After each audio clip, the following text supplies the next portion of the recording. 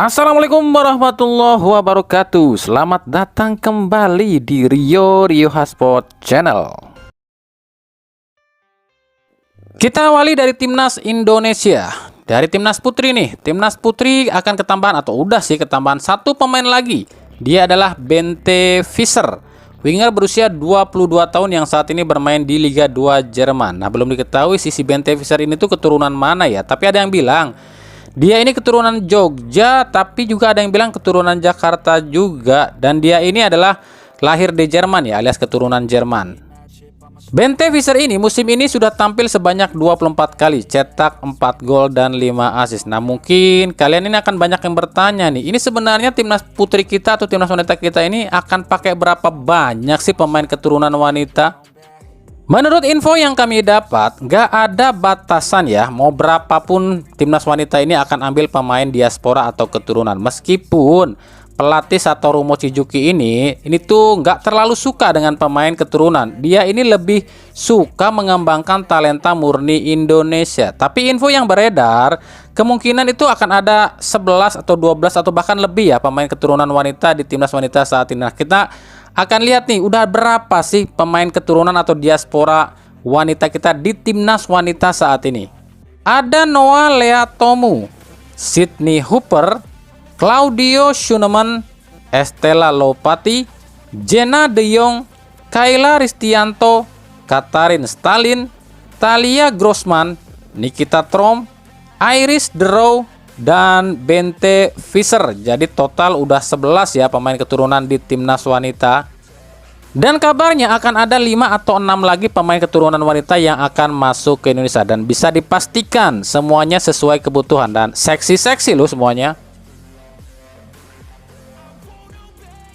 Sementara di timnas pria belum ada tambahan lagi ya. Yang udah pasti itu ada Ole Romeni dan Jairo Ridwell. Ole sendiri ini bulan Februari akan disumpah nih. Katanya sih di luar negeri disumpahnya. Sementara Jairo ini baru bulan Maret kemungkinan akan disumpah.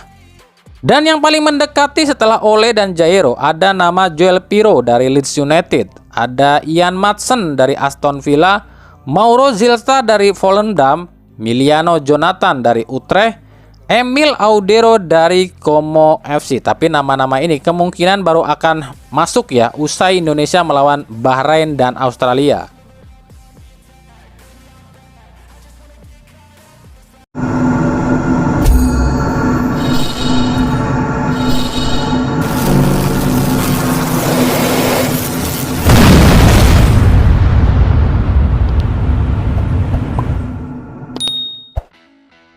Lanjut, ini kita akan jelasin kemarin jawab pertanyaan ya soal itu tuh Coach Justin yang katanya kenapa tiba-tiba kok sekarang malah kayak apa tim scoutingnya timnas ya atau pencari bakat buat timnas. Ya ini tuh soal postingan Coach Justin yang memposting siapa namanya Neraiso Kasanwiryo ya. Ya kalau pendapat kami gini loh ya, terlepas dia ini caper atau apapun ke PSSI ya, yaitu sah-sah saja siapapun boleh memposting soal pemain bola termasuk pemain keturunan Indonesia ya. Tapi apakah ini ada misi-misi tertentu ya kami nggak tahu.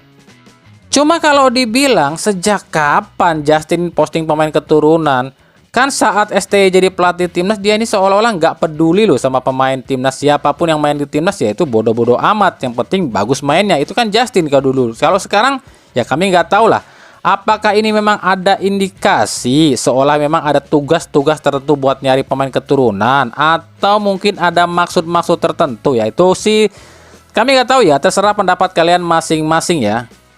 Tapi memang kalau kami perhatikan sejak PSSI mencopot Sintayong dan menunjuk Patrick Kluivert, ini Justin ini tuh seolah-olah caper banget ya, atau mungkin lebih aktif ya buat ke timnas. Dan bahkan ada kabar katanya Justin ini akan jadi salah satu asisten pelatih di timnas saat ini.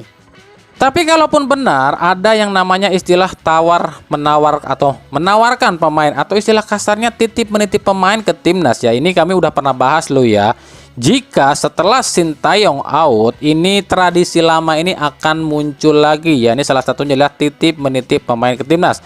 Tapi kami di sini nggak bilang loh ya kalau Justin ini nitip pemain ke timnas. Mungkin saja ada pihak-pihak lain yang udah mulai nyoba nih menitip pemain ke timnas. Tapi ini kan udah pernah kami prediksi loh ya. Tapi satu hal yang kalian harus tahu ya, Patrick Kluivert di timnas Indonesia saat ini tuh bukan sebagai juru taktik ya. Dia ini sebagai apa namanya? Abang-abangan doang, atau cuma diambil popularitas atau namanya doang. Sebab otak utama taktik timnas Indonesia itu bukanlah di Patrick Kluivert, tapi di Alex Pastoor. Kenapa Alex Pastoor? Sebab secara taktikal Alex Pastoor ini lebih eligible atau lebih mumpuni dibandingkan Patrick Kluivert. Kalau nggak percaya silahkan dengarkan video berikut ini. Ben jij assistent van Kluivert of is Kluivert assistent van jou? Ik assistent van hem. Ja? Daar klinkt twijfel in door. Serieuze trainer dan. Hoezo serieus? Nou ja, Patrick is het gezicht naar buiten ja. en Alex doet. Patrick snap ik wel, want Maar wat ik ik ook wil zeggen, wel. Patrick is gewoon, ja, die is het gezicht naar buiten toe en hij gaat de veldtraining samen met Danny doen. Jadi nanti ketika permainan timnas Indonesia ini bagus, apik dan cantik, itu semua murni karena kinerja dari Denny Lanzat, Alex Pastoor yang dibantu oleh Wesley Sneijder. Tapi yang dapat nama dan juga dapat pujian tentu saja PSSI dan juga Patrick Kluivert. Tapi ketika nanti timnas Indonesia ini permainannya jelek dan jeblok, otomatis yang disalahkan itu bukanlah Patrick Kluivert, tapi Denny Lanzat, Alex Pastoor dan juga Wesley Sneijder. Jadi istilahnya di sini tiga orang ini tuh jadi apa ya? Jadi sendal kalau kami bilangnya. Dan buat kami ini apa ya? Lucu juga sih PSSI yang sekarang ini. Kemarin aja Sintayong dikasih beban bertonton nih, harus menang ini, menang anu, lolos ini, lolos anu, U23, U20 dan segala macem. Giliran Patrick Kluivert cuma dijadiin model cuy. Hadeh.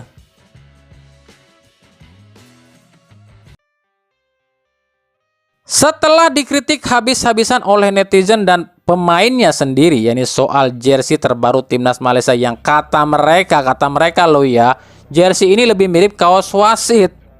FA Malaysia resmi merilis detail dari jersey milik Puma ini. Menurut Presiden FA Malaysia Datuk Hamidin, jangan cuma dilihat dari jauh, tapi beli dan buktikan sendiri kualitas jersey ini. Datuk Hamidin justru mengaku senang dengan adanya kritikan atau kontroversi terhadap jersey ini. Sebab menurut Hamidin, saat Erspo meluncurkan jersey timnas Indonesia pertama kali pun PSSI ini dinilai atau dikritik masyarakat Indonesia ya. Tapi justru timnas Indonesia malah lolos round 3. Jadi harapan Datuk Hamidin dengan kejadian yang hampir serupa dialami oleh Erspo ini akan menjadi apa? Motivasi buat timnas Malaysia bisa seperti Indonesia alias bisa lebih berprestasi. Niru terus. Tapi berikut ini akan kami tampilkan ya, kenapa para pemain timnas Malaysia dan netizen Malaysia ini nggak begitu suka dengan jersey timnas Malaysia yang baru. Nah, lihat video ini ya. Ini adalah jersey utama milik Puma yang dipakai oleh berbagai klub dan juga timnas di dunia, dan ini yang dipakai oleh timnas Australia. Ini adalah jersey Puma kelas 1 alias jersey paling tinggi dari kualitas dari Puma ya. Ya memang kalau kami perhatikan desain jersey Puma musim atau tahun ini ya emang sangat simpel lah. Hampir semua jersey Puma itu sangat simpel musim ini. Contohnya yang dipakai Portugal kayak gini, ini juga simpel ya. Cuma memang yang dipakai timnas Malaysia ini kenapa dikritik? Karena yang dipakai timnas Malaysia atau yang diberikan Puma kepada timnas Malaysia ini jersey Puma kualitas 4, atau di Puma itu biasanya dipakai untuk jersey training. Nah ini nih jersey training original Puma. Gimana? Mirip banget kan dengan jersey timnas Malaysia? Coraknya sama, modelnya sama, cuma beda warna aja. Makanya wajar para fansnya timnas Malaysia dan sebagian pemain timnas Malaysia kecewa terhadap Puma. Kenapa memberikan jersey kelas 4 kepada jersey utama sebuah timnas?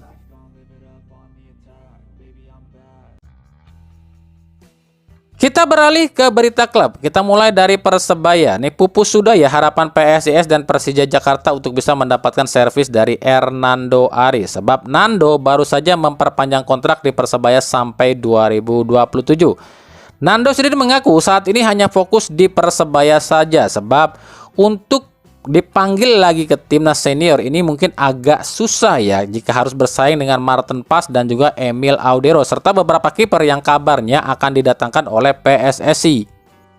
Musim ini Hernando Ari itu selalu atau lebih banyak berkutat dengan cedera dan timnas Indonesia. Sejauh ini baru tampil 12 kali, kebobolan 14 kali dan baru 4 kali clean sheet. Dengan usia 22 tahun, tentu Hernando Ari ini cuma bisa berharap masuk ke timnas U23 yang saat ini dilatih oleh Gerard van den Boog asal Belanda. Nah, mungkin kalian masih belum tahu atau belum kenal ya, siapa sih Gerard van den Boog ini? Gerard van den Boog adalah mantan winger timnas Belanda di era 80 sampai 90-an. Dia adalah mantan bintang Ajax Amsterdam di era 80-an. Selama karirnya, Gerard ini pernah bermain di liga-liga besar Eropa, termasuk Liga Jepang bersama Jubilo Iwata ya. Nah, di tahun 2020 kemarin ya, Gerard ini resmi pensiun dari pesepak bola dan menjadi pelatih PSV Eindhoven. Jadi kalau secara kualitas dan prestasi, ini Gerard van den Boog ini tuh jelas lebih mentereng dibandingkan Patrick Kluivert. Sekarang udah kepaham ya kenapa PSSI ambil Patrick Kluivert yang agility-nya kurang bagus. Sebab ya diambil cuma namanya saja dan memang mungkin ada pesanan dari FIFA ataupun pihak-pihak tertentu ya. Nah, kita akan lihat apakah Hernando Ari bisa menembus skuad Gerard van den Boog di U23. Balik lagi ke Persebaya ya, soal 4 kekalahan beruntun yang dialami Persebaya, kami sudah pernah menganalisanya loh ya, dan kami pun sudah menjelaskan penyebabnya. Selain faktor hilangnya Francisco Rivera, tapi memang sangat betul apa yang diucapkan bos Persebaya Azrul Ananda. Beberapa pemain yang harusnya menjadi leader atau pemimpin, performanya sangat mengecewakan, malah seolah menjadi beban. Mereka terlalu terlena. Tim ini seperti kehilangan soul atau jiwanya, itu kata Azrul, dan ini betul sekali. Dan memang sentilan Azrul Ananda ini sebenarnya tertuju utamanya pada Bruno Moreira. Kami sudah analisa dan bilang Persebaya ini tuh butuh striker tajam yang sudah terbukti, bukan seorang striker yang debutan. Persebaya itu memang sangat membutuhkan seorang drill pemimpin di lini tengahnya Persebaya. Coba lihat di laga ini berantakannya minta ampun permainan Persebaya. Megang bola aja nggak bisa lebih dari 5 menit loh ya. Nyerang sih bertubi-tubi, tapi ini penyelesaiannya ya hancur berantakan. Jadi istilahnya Paul Muster itu terlalu berpegang atau berharap pada Moreira dan Rivera. Harusnya Paul Muster ini berani merombak susunan pemain. Tapi ya ini agak sulit juga. Kalau PM ini merombak susunan pemain, siapa yang akan dirombak? Sementara di bangku cadangan nggak ada yang mewah gitu kan. Nah, tumpulnya lini serang Persebaya ini mengulang lagi ya yang sudah-sudah. Persebaya ini selalu sulit mendapatkan striker yang bagus dan tajam. Nah, kami kan udah bilang nih pemain-pemain seperti Gilson, Ucok, ini harusnya di bursa transfer kemarin tuh udah dilepas aja, cari striker yang tajam. Nih, kami kasih pilihan beberapa striker yang tajam yang seharusnya direkrut oleh Persebaya di jendela transfer kemarin. Ada Tomoyuki Doi, Guilherme Bissoli, Leo Arthur, dan juga Bergson da Silva. Ini adalah striker-striker tajam tapi udah terbiasa main di Liga ASEAN. Jadi kalau direkrut oleh tim-tim Liga 1, mereka nggak perlu adaptasi lagi. Jadi kita akan tunggu nasib Paul Muster di Persebaya di pekan selanjutnya. Atau mungkin gini deh, cara instannya itu apa sih? Cara instannya kalau buat kami pribadi ya sama seperti Persib kemarin. Persebaya cari pelatih striker. Ada Yom Ki-hun nih yang udah nggak di timnas lagi. Kenapa nggak coba diambil ya buat mengasah para strikernya Persebaya? Karena memang kelihatan banget lini serang Persebaya ini butuh sentuhan ya. Hampir sama sih dengan timnya Persib. Jadi kita akan lihat nih nasib Paul Muster di pekan depan.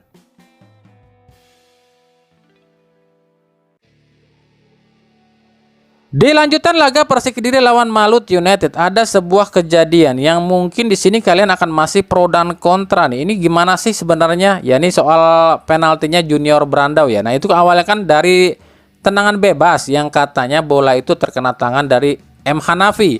Bahkan udah direview sama Parlo. Tapi kok ya kita tahu lah ya. Wasit yang bertugas adalah wasit kontroversi nomor 1 Indonesia, yakni Heru Cahyono yang 11-12 ini cara mainnya dengan Iwan Sukoco. Kenapa kami bilang dia ini full kontroversi? Yang pertama, dia dengan gampang menunjuk titik penalti dianggapnya Hanafi ini handsball. Padahal VAR kita itu nggak ada yang namanya video slow mo. Ini tuh kejadian sangat cepat. Arah bola pun nggak berubah loh ya. Yang artinya memang mungkin aja itu terkena tangan atau tidak. Tapi Tangan Hanafi memang sedikit terbuka, tapi dia berusaha menutup tangannya ke dada, yang artinya ada indikasi dia nggak ingin terkena tangan. Tapi kenapa kok tetap penalti? Kecuali dia sengaja melebarkan tangan, itu baru penalti. Dan ini kejadian sangat tipis loh ya. Kenapa begitu enak banget nunjuk titik penalti, sementara dia aja nggak yakin. Lalu soal tendangan penalti Junior Brandao yang membentur tiang. Ini kan kelihatan di video ya, mau diambil lagi tuh, mau ditendang lagi sama Brandao. Ini harusnya nggak boleh loh ya, ini harusnya pelanggaran kayak gini. Baru tahu ya. Jadi gini, dalam aturan FIFA, sebuah tendangan penalti jika bola itu membentur tiang, baik tiang kiri, tiang kanan, tiang atas, itu nggak boleh lagi diambil sama yang nendang karena akan dianggapnya double kick. Kecuali bola yang ditendang oleh si penendang penalti itu ditepis oleh kiper, itu baru boleh ditendang lagi oleh si penendang. Itu aturan dalam FIFA loh ya. Nah, di sini kita belajar sama-sama soal aturan sepak bola ya. Jadi nanti kalau ada kejadian seperti ini lagi, ada tendangan penalti terus bolanya kena tiang, ditendang lagi sama yang nendang dan disahkan golnya, berarti wasitnya yang on. Sebab dalam aturan FIFA nggak boleh bola ditendang nih kena tiang atau kena mister gawang, ditendang lagi sama yang nendang. Itu nanggapnya pelanggaran double kick ya, itu nggak boleh. Itu pelanggarannya buat tim lawan ya. Kecuali kalau ditepis sama kiper, baru boleh di rebound lagi sama yang nendang. Paham ya?